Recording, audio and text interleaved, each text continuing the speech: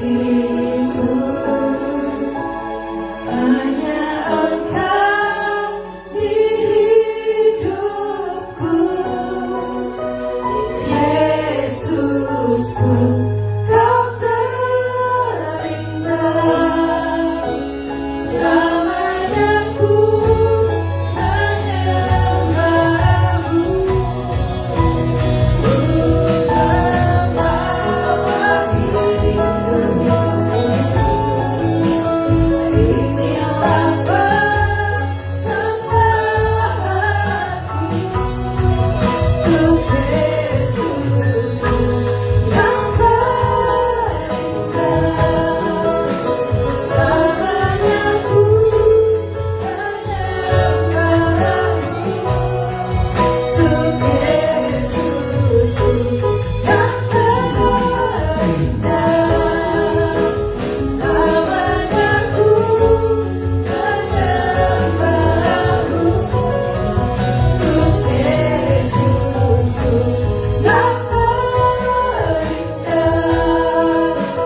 Selamanya ku menyembahmu,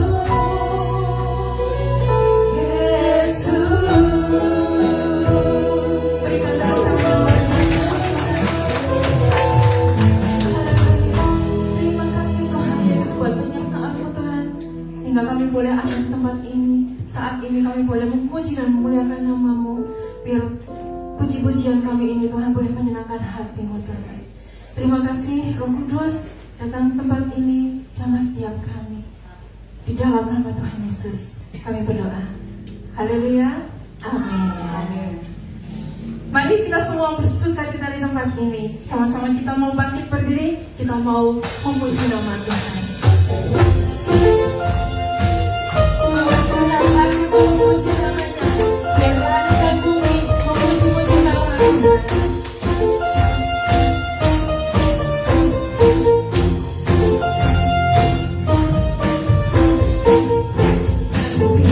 Pujilah Tuhan, sebab Dia cinta semuanya. Keagungannya mengatasi langit bumi.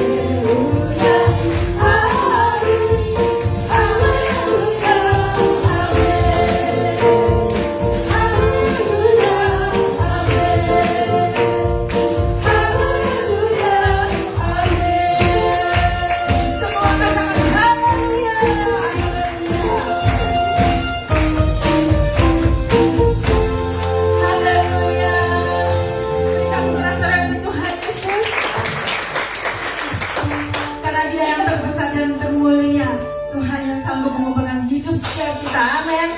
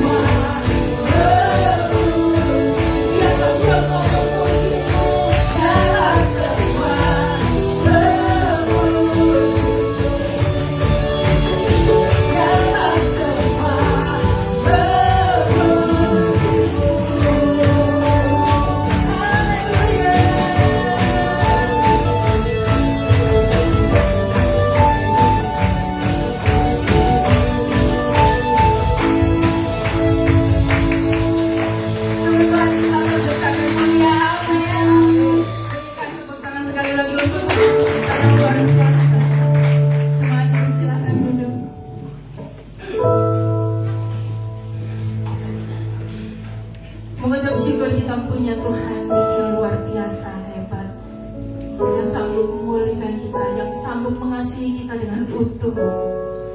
Kasihnya mampu menyelamatkan kita dan kasihnya membangkitkan setiap kita. Amin.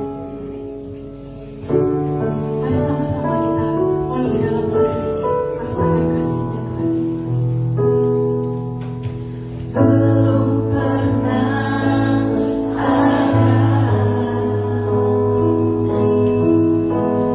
kasih dunia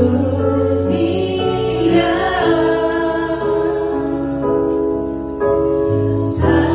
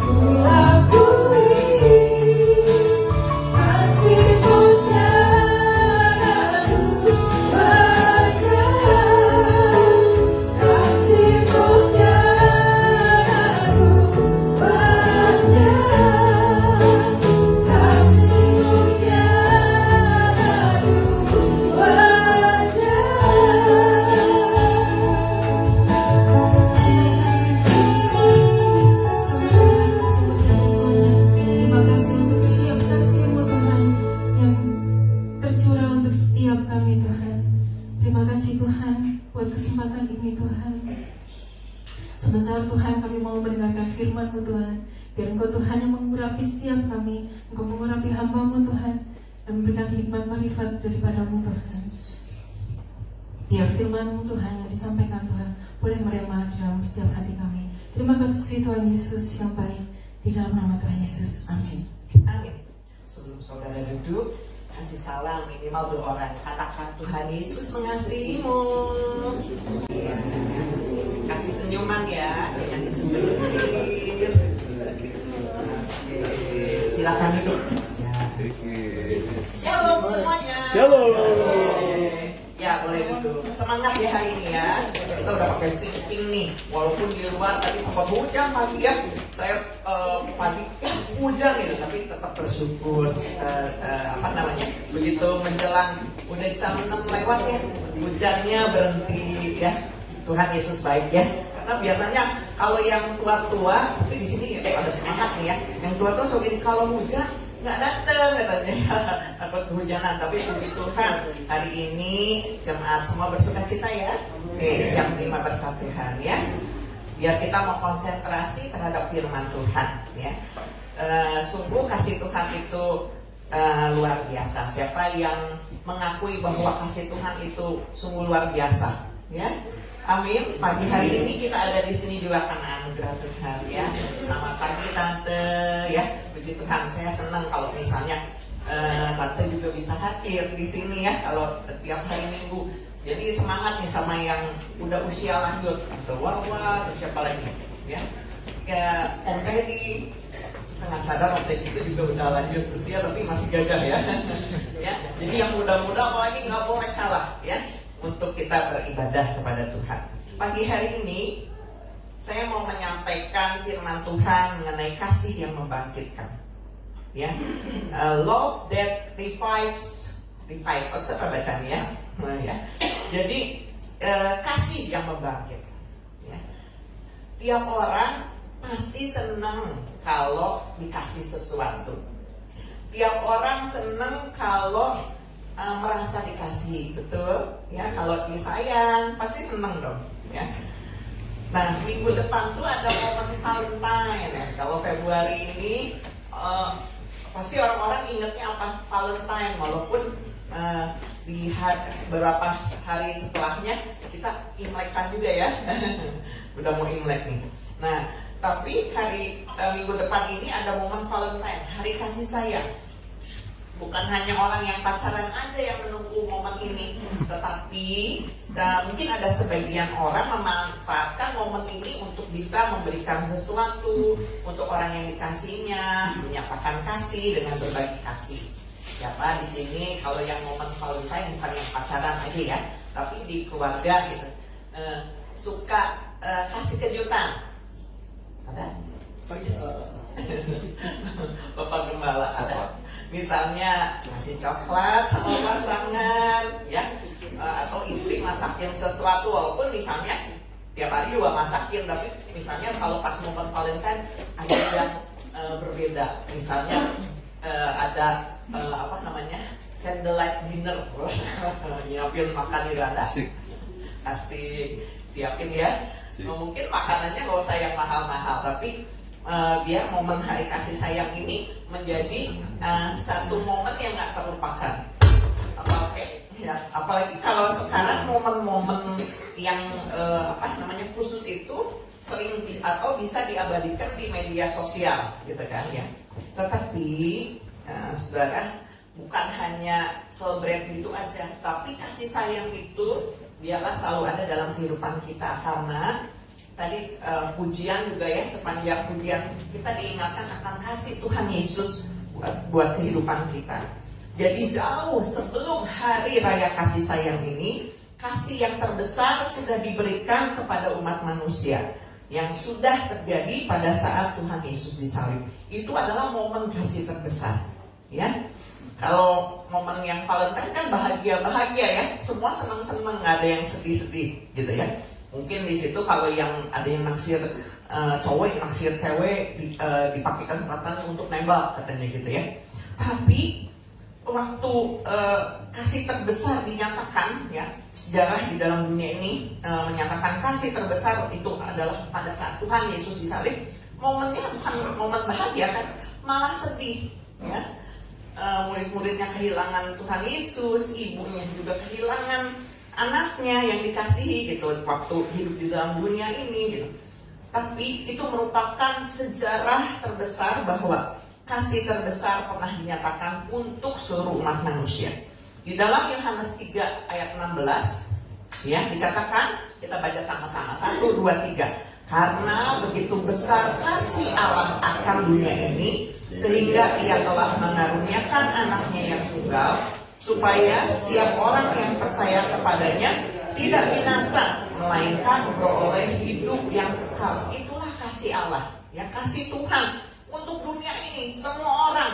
Nggak ditulis di sini kasih Allah untuk orang Kristen aja, tetapi dikatakan siapa yang percaya dia tidak akan binasa. Itu adalah kasih Allah yang diberikan kepada umat manusia. Ya, pengorbanan Tuhan Yesus di kayu salib melebihi hadiah bunga atau coklat yang diberikan pada saat Valentine. Ya, kalau seseorang tadi saya katakan, ya, misalnya seorang pria naksir atau melamar seorang wanita, biasanya dia mempersiapkan hadiah atau momen yang baik dan indah. Artis-artis juga gitu, ya. Sekarang kalau mau melamar sampai di syuting, ya, melamarnya sampai ke luar negeri, ya. Disiapkan momen terindahnya, menandakan bahwa dia mengasihi dan ingin serius membina hubungan. Tetapi hal itu juga terkadang nggak menjamin loh, ya. Bisa saja luntur seiring berjalannya waktu, ketika mungkin sudah tidak ada kecocokan atau hal lain. Tetapi kasih Tuhan Yesus kepada manusia itu nggak pernah luntur. Dia menyatakan kasihnya justru pada saat umat manusia masih berdosa. Kalau manusia kan cari yang baik-baik, ya. Kalau dia menyatakan kasih, dia melihat bahwa calonnya ini, wah, dia baik, dia cantik, dia ganteng, dan berbagai macam kriteria, ya. Tetapi Tuhan Yesus atau kasih Allah ini juga dinyatakan justru pada saat umat manusia ini masih berdosa. Kita baca di dalam Roma 5 ayat 8. Roma 5 ayat 8, kita baca sama-sama, 1, 2, 3.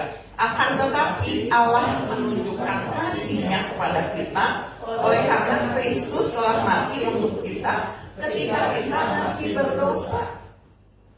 Ketika kita sebetulnya harusnya binasa, nggak layak gitu, karena hidup di dalam dosa, ya. Kalau kita melihat misalnya secara nyata itu ada orang yang berbuat jahat, ada yang berbuat dosa yang kelihatan gitu. Biasanya kita langsung ngomentarin, gitu ya, dia berbuat dosa jahat, biasanya kan gitu manusia. Tetapi Tuhan Yesus itu dikatakan mengasihi kita, bukan mengkompromi dengan dosanya. Justru dia datang untuk menyelamatkan umat manusia supaya diperingatkan bahwa ada kasih. Aku mengasihi engkau, jangan hidup lagi di dalam dosa, ya. Jadi waktu Allah datang, artinya melalui Tuhan Yesus Kristus yang telah mati dikatakan, ya, untuk menyatakan kasih-Nya, itu dinyatakan ketika kita masih berdosa, ya. Manusia yang berdosa membutuhkan uluran kasih-Nya, dan Tuhan Yesus menawarkan keselamatan. Di dalam firman Tuhan katakan manusia sudah kehilangan kemuliaan Allah.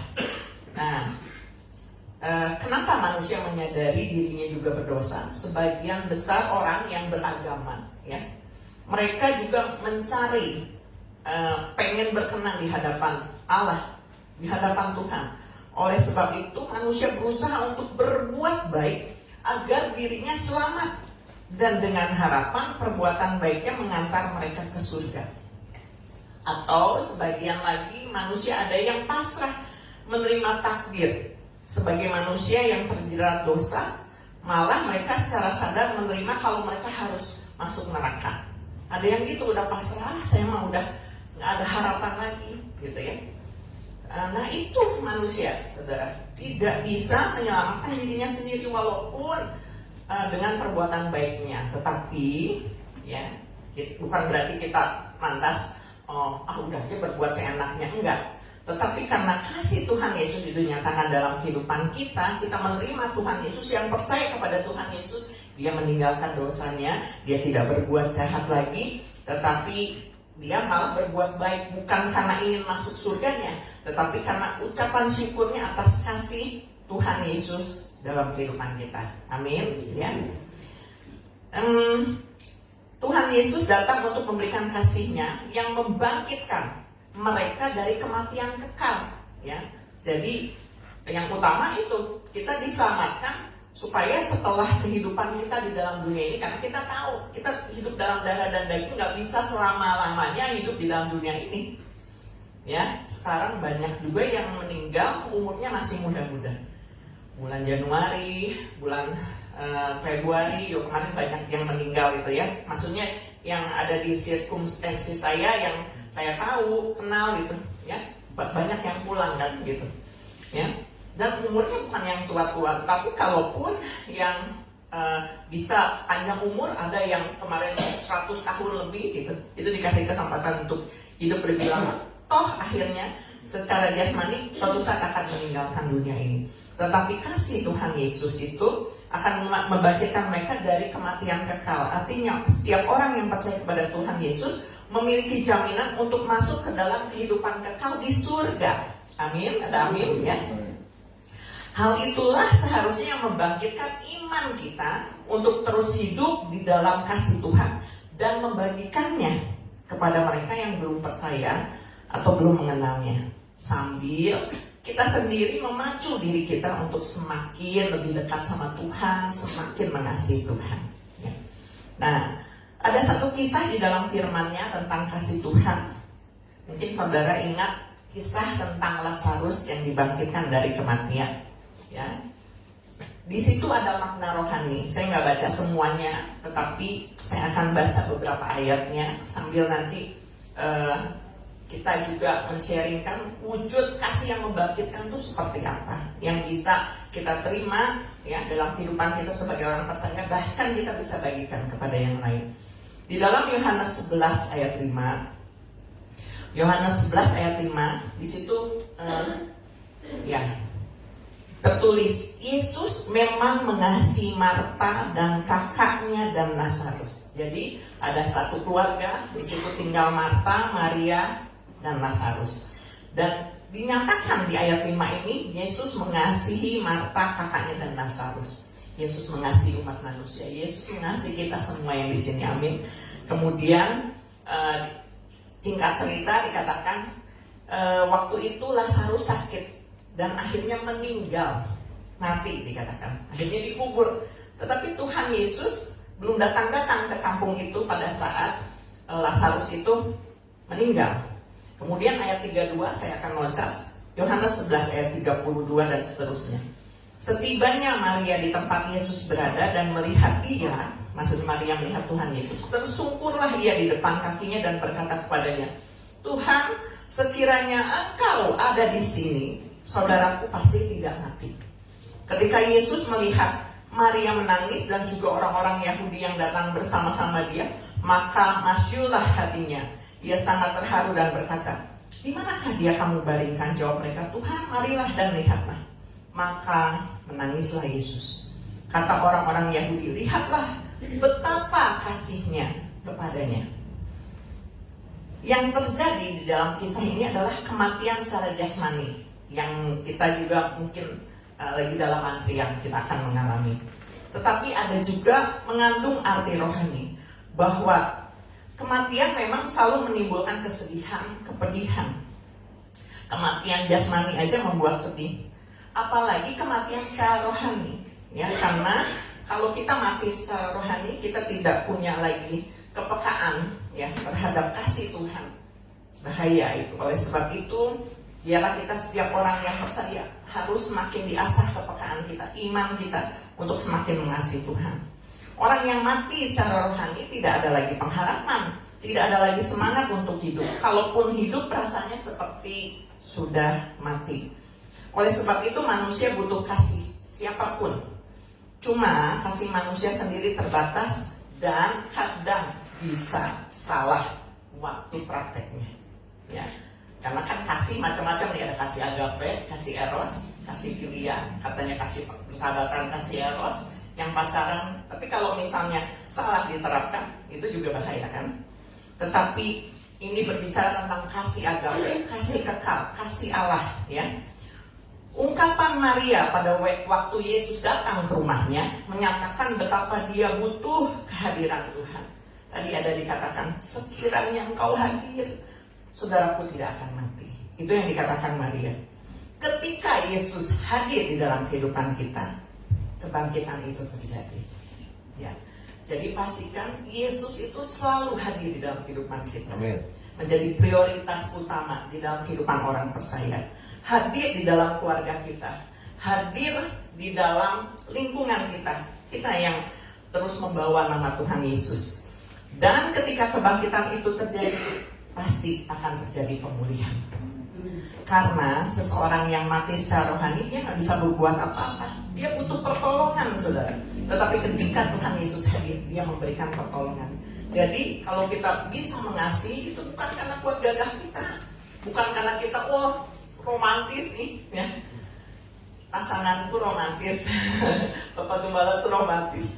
Dulu lagi waktu pacaran sering banget ya ngasih sesuatu gitu. Itu kalau masa pacaran ya. Tapi banyak juga kisah yang lagi pacarannya indah, tapi waktu masuk rumah tangganya ternyata tidak seindah waktu pacaran ya. Tetapi buat orang-orang percaya, orang-orang yang mengasihi Tuhan, harusnya selalu ada hal yang indah. Jadi yang udah lama misalnya nggak dilakukan, lakukan lagi yuk. Jadi jangan hanya, inget dulu pacaran mah kamu sering ngasih gitu. Oh berarti sekarang saya udah lama ya nggak kasih sesuatu. Buat sesuatu yang indah. Nah momen Valentine ini sebetulnya adalah waktu yang tepat. Walaupun harusnya kasih itu harus ada setiap hari. Jadi di momen Valentine ini yuk, yang cowok-cowok, yang cewek-cewek, yang suami nyatakan kasih kepada istri, istri nyatakan kasih kepada suami, orang tua kepada anak, anak kepada orang tua, nyatakan kasih gitu, ya, oke. Bahkan pelukan saja sangat berarti. Ada berapa banyak kita ya tidak merasakan kasih di dalam keluarga karena kekurangan pelukan. Pelukan nggak bayar, tapi yang halal ya, artinya suami dengan istri, orang tua dengan anak, ya. Biarlah kasih itu terjadi di dalam kehidupan kita, ya. Karena kasih yang membangkitkan itu hanya bisa diberikan oleh Tuhan Yesus kepada kita. Respon kita sebagai orang percaya, kita harus mempraktekannya, ya. Apa wujud kasih yang membangkitkan tersebut? Kita akan masuk ke sharing firman Tuhan. Yang pertama, wujud kasih yang membangkitkan tersebut adalah empati yang mendalam atau compassion. Yesus tidak hanya datang untuk melakukan mujizat. Waktu kisah Lazarus ini, orang-orang melihatnya mujizatnya setelahnya, waktu Lazarus sudah 4 hari meninggal di dalam gua, masih sudah berbau. Tapi Tuhan Yesus kan bilang gini, Lazarus keluar, bangkitlah gitu ya. Dibuka lubang kuburnya, suruh keluar. Ketika Lazarus bangkit, yang lain takjub. Wah, itu mujizat. Tetapi Yesus tidak hanya datang untuk melakukan mujizat. Sebelumnya ia turut merasakan kesedihan. Ya. Di ayat Yohanes 11 ayat 35 dikatakan Yesus menangis. Ini menunjukkan bahwa kasihnya melibatkan emosi yang mendalam terhadap penderitaan manusia. Seseorang yang sudah mengalami kasih Yesus, dia pasti akan memiliki empati yang mendalam terhadap penderitaan orang lain. Dia pasti nggak akan cuek ketika seseorang membutuhkan pertolongan. Gak hanya pertolongan misalnya uang ya, kalau kita nggak punya uang banyak, kita mungkin nggak bisa ngasih uang. Tetapi seseorang yang sudah dijamah oleh kasih Yesus, dia pasti juga mempunyai empati yang mendalam, sama seperti Tuhan Yesus. Ya. Lewat perhatian, lewat doa, itu adalah empati yang mendalam. Yang kedua, apa wujud dari kasih yang membangkitkan itu? Kehadiran Tuhan itu membawa harapan. Kasih Yesus diwujudkan melalui kehadirannya di tengah keputusasaan. Saat itu Maria, Marta sedih. Ya, walaupun mungkin mereka menyadari Marta lebih menerima, dikatakan iya nanti akan dibangkitkan di akhir zaman. Tetapi Maria bukan protes ya, tapi karena kasihnya, ada kasih di dalam kehidupannya. Dia katakan, Tuhan kalau Engkau hadir, saudaraku tidak akan mati. Ya. Meskipun ia sengaja menunda kedatangannya, kalau nanti saudara baca keseluruhan cerita, Tuhan Yesus ini dikatakan dia menunda 2 hari untuk datang ke kampung tersebut. Ya, bukan berarti dia nggak mengasihi atau dia cuek, enggak. Tetapi kehadirannya membawa pesan bahwa bagi Allah tidak ada kata terlambat untuk memulihkan keadaan yang dianggap sudah mati secara rohani maupun fisik. Saat itu untuk manusia ukurannya telat. Lazarusnya udah mati, ya udah aja Tuhan Yesus datang mungkin melayat. Tetapi tidak ada perkara yang mustahil untuk Tuhan. Semua orang yang percaya, apapun keadaan kita, masalah yang dihadapi, seberat apapun mungkin kita hampir-hampir mati secara rohani. Kadang orang percaya sama Tuhan aja, lemah itu kelemahan manusia kan. Bisa saja suatu saat kita menyatakan, Tuhan kok gini-gini amat penderitaanku. Atau rasanya kita udah gak punya tenaga lagi untuk beribadah, apalagi melayani Tuhan gitu ya. Kemarin juga kita sharing di kaum muda tentang bangkit atau down. Ya. Tapi setiap orang harus mengalami kasih yang membangkitkan ini. Ya, capek secara rohani, merasa nggak dihargai, itu bisa membuat seseorang pelan-pelan mati secara rohani, bahkan jasmani. Makanya orang-orang yang misalnya terus hidup di dalam tekanan, terus nggak bisa keluar dari tekanan tersebut, dia jadi depresi. Udah depresi apa? Udah nggak bisa tuh, itu butuh kadang pertolongan psikiater, sampai ada orang-orang ada rasanya ingin bunuh diri aja deh, aku mati. Itu orang depresi gitu ya. Dia butuh kasih Tuhan Yesus. Melalui siapa? Melalui hidup kita. Orang yang kayak gitu suruh baca firman nggak bisa, disuruh doa nggak bisa. Tetapi kita hadir, yang sudah dijamah Tuhan Yesus hadir untuk menemani mereka ya, supaya dibangkitkan. Kita ini harus dibangkitkan dulu ya. Amin ya. Kehadiran Yesus membawa harapan. Pastikan Yesus hadir di dalam kehidupan kita ya. Kemudian selanjutnya, wujud kasih yang membangkitkan itu apa? Pemberian identitas dan hidup baru. Ketika kita menerima Tuhan Yesus sebagai juru selamat ya, dikatakan Yesus menyatakan juga di Yohanes 11 ayat 25, Akulah kebangkitan dan hidup. Wujud kasih ini membangkitkan karena ia menawarkan kepastian hidup kekal dan tujuan baru. Nggak ada agama lain yang menawarkan kepastian hidup kekal melalui, maksudnya gini, percaya sama Tuhan Yesus. Karena tadi saya bilang, kita berpacu untuk berbuat baik ditimbang perbuatan baiknya supaya bisa masuk surga. Nggak bisa dengan kekuatan sendiri. Tapi kita harus tetap berbuat baik karena kita mengucap syukur udah diselamatkan nama Tuhan.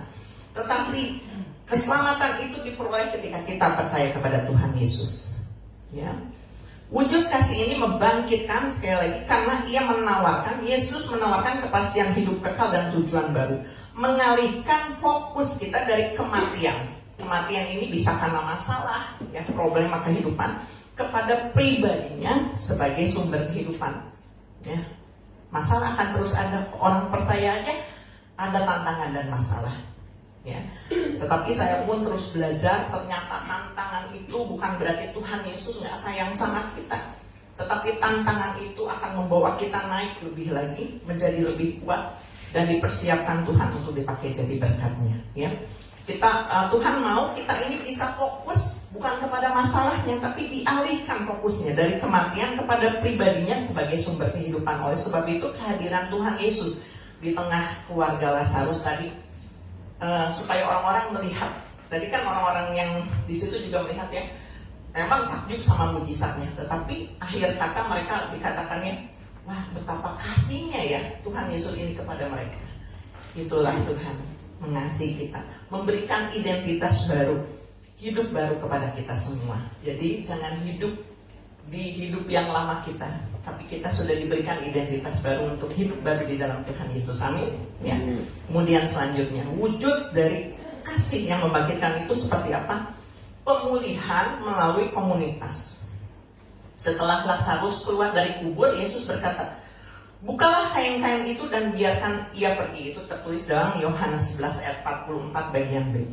Wujud kasih ini melibatkan orang lain untuk membantu proses pelepasan dari belenggu masa lalu. Kayak tadi ya, orang yang depresi dia butuh pertolongan psikiater mungkin, tetapi lebih dari itu sebetulnya rohaninya yang harus menerima kesembuhan dari Tuhan ya. Menunjukkan bahwa pemulihan seringkali terjadi dalam interaksi dengan sesama yang peduli ya. Dalam ibadah seperti ini, house of blessing juga kita bisa saling sharing. Bukan hanya sekedar datang ibadah, tetapi dikatakan komunitas ini dibentuk Tuhan menjadi satu keluarga lain di luar keluarga inti yang seharusnya bisa saling mendukung dan mendoakan. Jadi jangan juga malu atau gengsi kalau misalnya gini, kita ada masalah kadang-kadang kita merasa kita kuat ya gitu.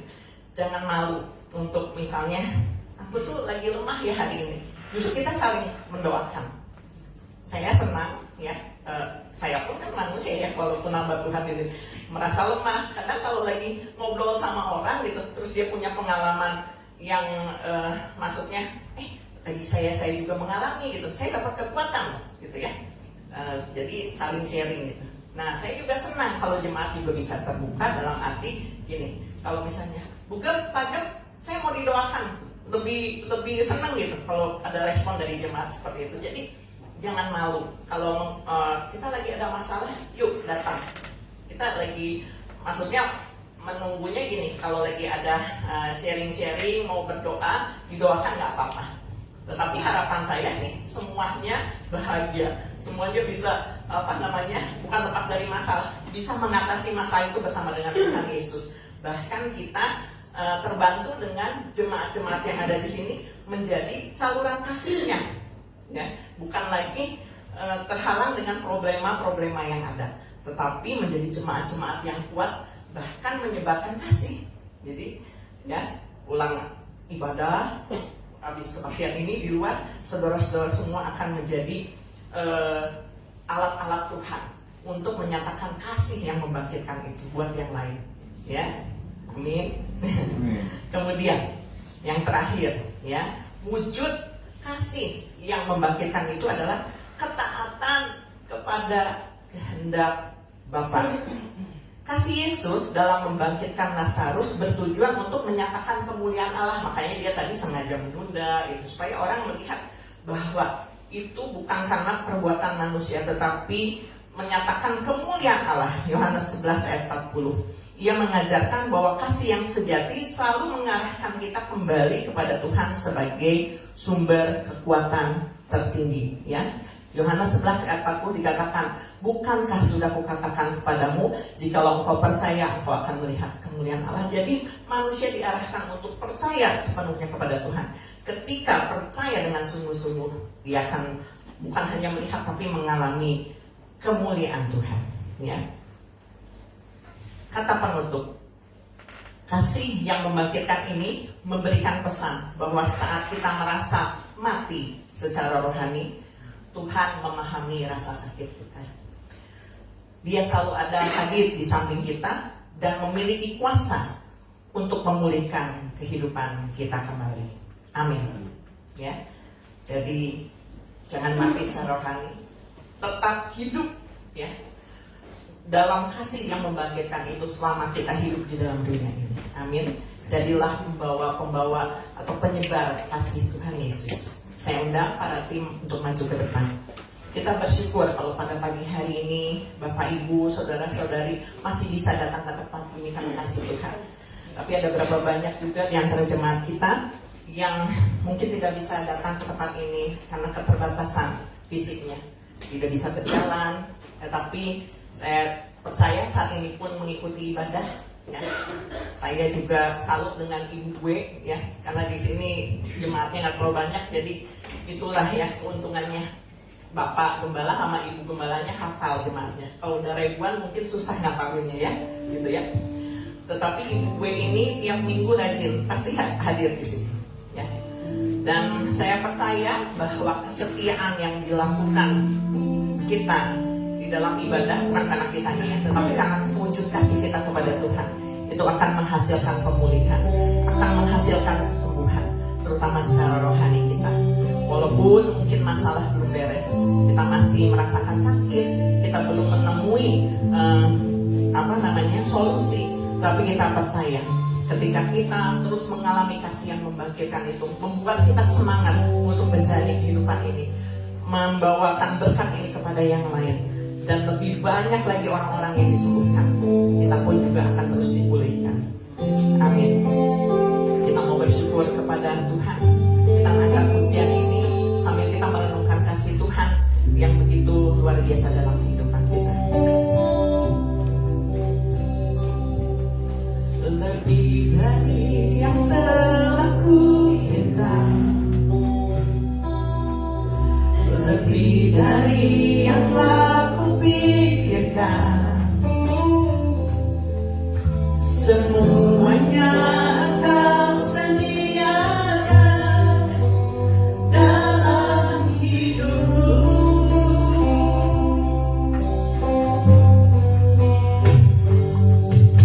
Tidak dapat aku mengukurnya, tidak dapat aku menghitungnya, kebesaran kasih-Mu ya Tuhan yang Kau berikan. Ku bersyukur padamu, ku bersyukur padamu, Kau Tuhan yang mengasihiku. Kaulah jaminan hidupku, hati-Mu ada bagiku. Ku bersyukur padamu, Kau Tuhan yang mengasihiku. Kau jadikan hidupku ini lebih indah dan lebih berharga. Kita pejamkan mata sebentar. Kita mengingat bahwa begitu besar kasih Tuhan dalam kehidupan kita. Pengorbanannya di kayu salib, bahkan mungkin jauh sebelum kita lahir. Tetapi itu menyatakan jaminan bahwa Tuhan itu mengasihi umat manusia. Kita semua yang dipanggil dalam rencana Allah, kita semua dikasihi. Dikatakan siapa yang percaya, dia tidak akan binasa. Jangan lagi kita hidup di dalam kehidupan yang lama yang penuh dosa, tetapi kita sudah diberikan identitas baru di dalam Tuhan, hidup baru di dalam Tuhan. Biarlah kita juga terus terlibat di dalam komunitas-komunitas yang saling mendukung. Kita memiliki kasih juga kepada yang lain, memiliki empati yang mendalam kepada yang lain. Dan biarlah kita terus memiliki pengharapan di dalam Tuhan Yesus. Dan biar kehidupan kita terus mengalami pemulihan demi pemulihan ketika kita taat kepada Tuhan. Semakin mendekat kepadanya, semakin mengasihi Dia. Karena kita tahu ketika kita berdoa kepada Tuhan, Dia akan juga menolong kita, bahkan jauh melebihi pikiran kita. Jangan khawatir, jangan kita fokus kepada masalah, tetapi biarlah kita fokus kepada sumber kehidupan yang memberikan kasih, yang membangkitkan itu. Haleluya, kita naikkan pujian ini dengan sungguh-sungguh kita bersyukur kepada Tuhan. Lebih dari yang telah kubina, lebih dari yang telah kupikirkan, semuanya Kau sediakan dalam hidupku. Amin. Itulah kasih Tuhan buat kehidupan kita.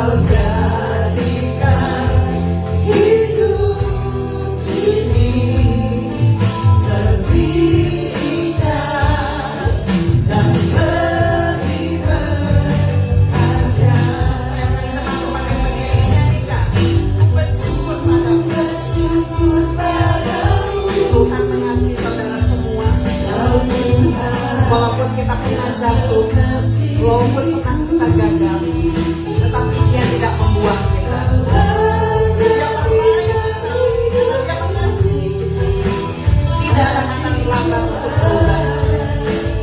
Gunakan identitas kita sebagai anak-anak Tuhan yang mau terus membawa kemuliaan bagi nama-Nya. Hiduplah di dalam ketaatan dan merasakan kasih Tuhan setiap hari, setiap saat. Jamah memulihkan kita, memulihkan setiap keluarga, memulihkan setiap hubungan. Fokus pada sumber kehidupan, sumber yang memberikan kasih. Amin. Haleluya. Katakan bersyukur kita. Haleluya.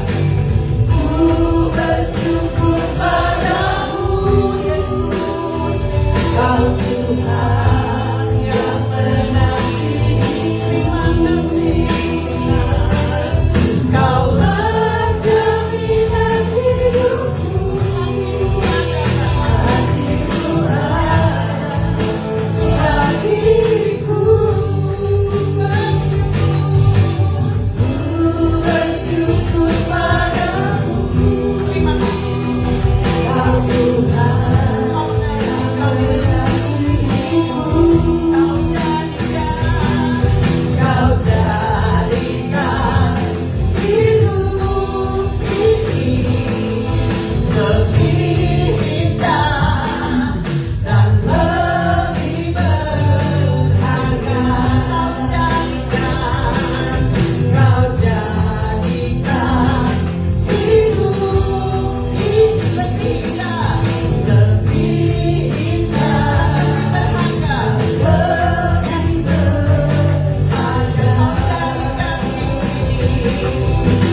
jadikan hidup ini, amin, lebih indah dan lebih amin. Kasih kemuliaan Tuhan, katakan syukur kita kepada Tuhan. Terima kasih Tuhan, terima kasih Tuhan untuk pagi hari ini, pagi yang kami boleh merasakan kasih Tuhan. Kami masih bisa bernafas. Biarlah Tuhan ini kami syukuri bukan karena satu kebiasaan, tetapi Tuhan seperti helaan nafas kami. Biarlah cinta Tuhan, kasih Tuhan boleh kami rasakan setiap saat. Dan ketika kami menghirup, kami menghidupi kasih Tuhan yang membangkitkan itu, sudah pasti ada perubahan dan pemulihan di dalam kehidupan kami. Kami tidak terpuruk lagi dengan kegagalan, masalah-masalah yang ada karena itu dibuat si iblis untuk mengintimidasi kami. Tapi pada saat ini kami mengambil komitmen Tuhan Yesus. Kami tidak mau lagi diintimidasi oleh rasa bersalah, oleh kutuk-kutuk, oleh kuasa-kuasa iblis, kuasa kegelapan. Tetapi kami mau hidup di dalam identitas baru kami, hidup di dalam Tuhan Yesus. Dan biarlah Tuhan pemulihan terjadi dan kami bisa membagikan kasih, bukan hanya orang yang mau menerima saja, tetapi kami mau membagikan kasih sehingga kasih Tuhan itu nyata. Kami mau mulai di dalam keluarga kami Tuhan. Kami mau mulai untuk memberikannya kepada istri kami, suami kami, pasangan kami, anak kami, orang tua kami. Biarlah Tuhan Yesus kasih itu diwujudkan di dalam perbuatan sehingga firman Tuhan akan terjadi dalam kehidupan kami. Bukan dikukung, tetapi kami lepaskan terus Tuhan Yesus dalam kehidupan kami. Kami lepaskan pengampunan karena Tuhan sudah mengampuni kami.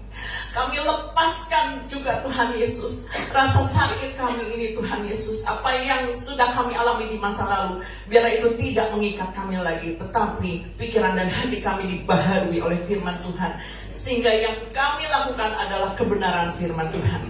Terima kasih untuk pagi hari ini. Terus Roh Kudus yang akan bekerja dalam kehidupan kami. Firman Tuhan yang hamba sampaikan terbatas, tetapi Roh Kudus yang akan menjamah setiap hati kami, setiap hati jemaat Tuhan, bahkan anak-anak kecil, supaya mereka juga boleh mengalami kasih Tuhan Yesus yang membangkitkan itu di dalam kehidupan kekristenan kami. Terima kasih Tuhan. Tutup bungkus kami dengan kuasa darah Yesus. Serangan-serangan balik dari kuasa kegelapan kami patahkan, hancurkan di dalam nama Yesus. Kami tidak izinkan itu mempengaruhi pikiran kami, karena kami sudah ditebus oleh darah Tuhan Yesus, ditebus oleh kasih Tuhan yang luar biasa. dan kami tidak mau menggantikannya dengan yang lain. Karena kasih yang membangkitkan itu ada dalam kehidupan kami. Terima kasih Tuhan, terpujilah namamu. Di dalam nama Tuhan Yesus kami bersyukur, haleluya, amin. Silahkan duduk.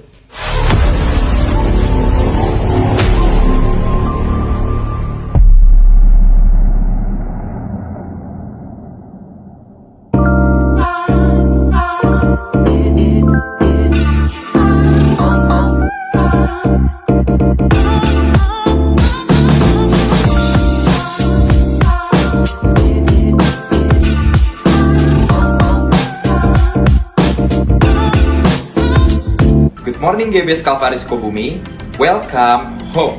Selamat datang di ibadah GBS Kalvari Sukabumi. Senang sekali bisa bertemu dan berfellowship dengan Anda sekalian. Bagi Anda yang baru pertama kali hadir di ibadah GBS Kalvari Sukabumi, welcome. Kami senang sekali Anda dapat hadir beribadah bersama kami and be part of our family. Tadi kita sudah mendengarkan firman Tuhan. Biarlah setiap firman yang kita dengar bisa menjadi rema bagi setiap kehidupan kita. Setiap hari Rabu kita ada doa puasa jam 5 sore di GBS Kalvari Sukabumi.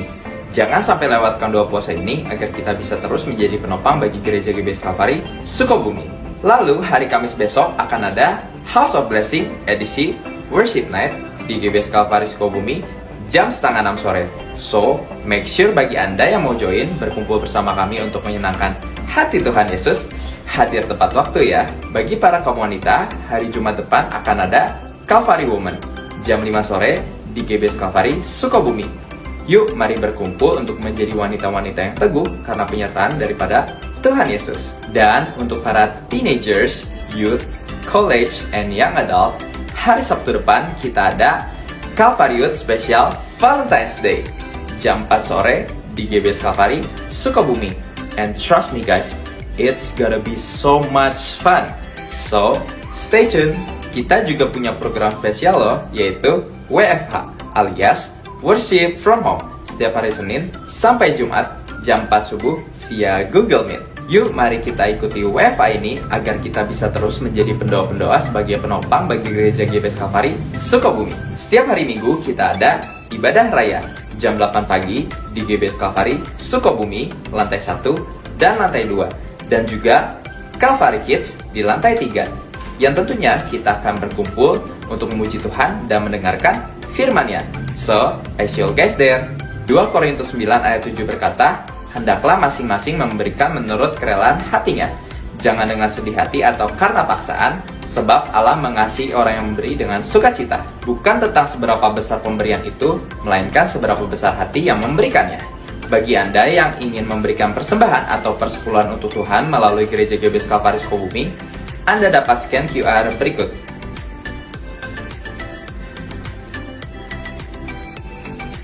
Atau transfer ke nomor rekening berikut ini.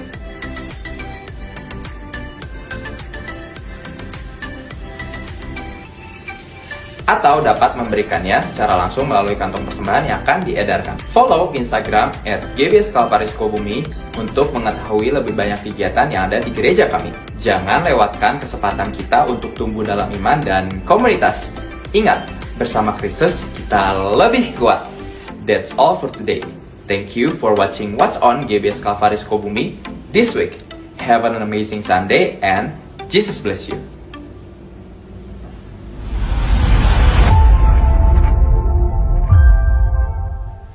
Puji nama Tuhan. Kasih Yesus yang membangkitkan. Tiba saatnya kita memberikan yang terbaik, berikan dengan sukacita.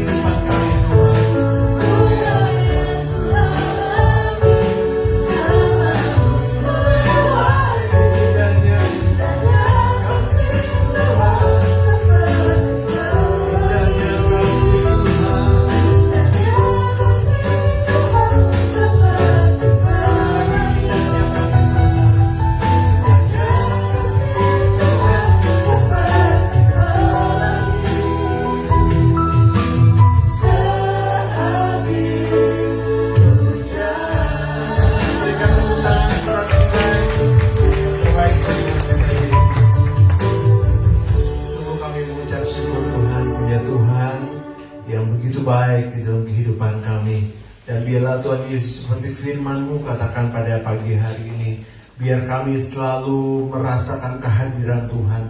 Bahkan kami bisa menghadirkan Tuhan Yesus dalam setiap area kehidupan kami. Kami tidak mau berjalan sendiri Tuhan Yesus. Kami mau selalu bersama-sama dengan Tuhan Yesus. Karena ketika Engkau hadir Tuhan Yesus, mujizat pasti terjadi. Ketika Engkau hadir, pertolongan pasti terjadi. Ketika Engkau hadir Tuhan, Engkau membangkitkan setiap kami, dan kami akan mengalami revival di tahun ini Tuhan Yesus. Terima kasih Bapa. Ampuni kalau selama ini kami menjauh daripada Tuhan. Ampuni kalau selama ini Tuhan Yesus kami tidak menghadirkan Tuhan dalam setiap area kehidupan kami, dalam pekerjaan kami mungkin, dalam rumah tangga kami, di dalam apa yang kami lakukan kami berjalan sendiri. Tapi mulai hari ini kami diingatkan firman Tuhan bahwa turning poin utama dalam kehidupan kami itu adalah ketika Engkau hadir dalam kehidupan kami Tuhan Yesus. Dan kami percaya itu akan membuat kami berbeda. Kami akan alami Tuhan Yesus, perbuatan ajaib Tuhan dalam kehidupan kami Tuhan Yesus. Dan kami bisa menyaksikan kepada banyak orang tentang pertolongan Tuhan Yesus. Bahkan untuk keselamatan yang Engkau berikan buat kami Bapa. Biar setiap orang yang kami kenal, keluarga kami, teman-teman dekat kami, teman di komunitas kami, teman di dalam pekerjaan kami, mereka juga bisa mengenal Yesus di dalam kehidupan kami. Terima kasih Tuhan Yesus. Mulai besok hidup kami akan berubah, karena Yesus selalu bersama-sama dengan kami. Kami melihat Tuhan Yesus perkara-perkara ajaib, perkara-perkara heran terjadi dalam kehidupan kami. Karena Tuhan membuat mujizat selalu bersama-sama dengan kami. Terima kasih Bapak. Kami yang datang dengan kelemahan-kelemahan tubuh, pada hari ini juga Tuhan sedang menyembuhkan kami, memulihkan kehidupan kami. Kami yang datang dengan permasalahan keuangan, rumah tangga, perjodohan, pekerjaan, bisnis kami, Tuhan sedang membuat jalan keluar buat kami. Sehingga kami percaya Tuhan Yesus, kebaikan-kebaikan Tuhan akan terus terjadi dalam kehidupan kami. Terima kasih Tuhan Yesus, begitu luar biasa. Di hari ini Minggu yang penuh berkat ini Bapak, kami pulang membawa berkat yang besar. Kami pulang membawa perubahan. Kami pulang Tuhan Yesus membawa satu kuasa yang dahsyat dan luar biasa dalam kehidupan kami. Terima kasih Bapak. Terpuji nama-Mu Yesus dari kekal sampai kekal. Saudaraku, mari kita angkat tangan kita, siap untuk terima berkat Tuhan. Jemaat GBS Kalvari, pulanglah dengan membawa berkat yang besar dari surga. Berkat dari Allah Bapa, Allah Putra, dan Allah Roh Kudus akan memberkati hidup nikahmu, memberkati keluargamu, memberkati kesehatanmu, memberkati pekerjaanmu, memberkati seluruh kehidupanmu, mulai dari pagi hari ini sampai Tuhan Yesus datang kembali. Terima berkat dalam nama Yesus Kristus.